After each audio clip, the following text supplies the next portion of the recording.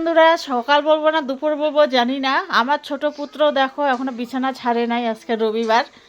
আর একজনকে কোলের মধ্যে বসাইছে, দেখছো ব্ল্যাঙ্কেটটা তাহলে নোংরা হচ্ছে না? কেমন করে ও বসছে, আমাকে দেখতেছে যে আমি এখন ওকে পিটাই নাকি। তাহলে এগুলো অত্যাচার কার সহ্য হয় বলো?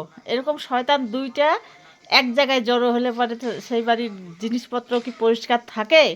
তোমরা কমেন্টে অবশ্যই জানাও তো, কাদের বাড়িতে আছে এরকম শয়তান? দুইটা দুইটা দুইটা শয়তান, একটা না। দেখছো, এর তো খালি কোল লাগে, ওর দাদার কোল হলে হয়ে গেল। ওই দেখো ওকে চাইতে দিচ্ছে, মানে আদর করতেছে। মারবে নাকি?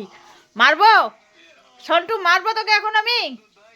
দেখছো তাহলে মশারি ছিঁড়ে শেষ, মশারির আর কিছু নাই। দুজনে মিলে মশারির সঙ্গে যুদ্ধ করে করে মশারি ছিঁড়ে ফেলছে।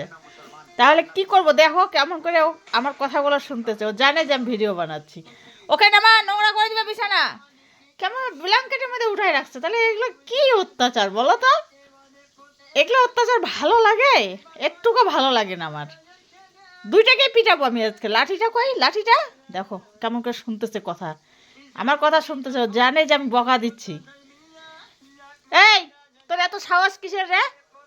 হ্যাঁ, এই একজনের সঙ্গেই পারে এরকম করতে, আর কারোর সঙ্গে তো পারে না। দেখছো, মনে হয় কিচ্ছু জানে না, ভাজা মাছটা উল্টা খেতে জানে না।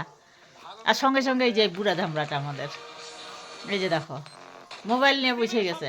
11টা বাজে, আজকে বিছনা ছাড়তেছে না। আর একবার বিছনা ছাড়লে আর খুঁজে পাওয়া যাবে না। দেখো পিটাবো এখন তোকে আমি, দাঁড়া লাঠি নিয়ে আসে।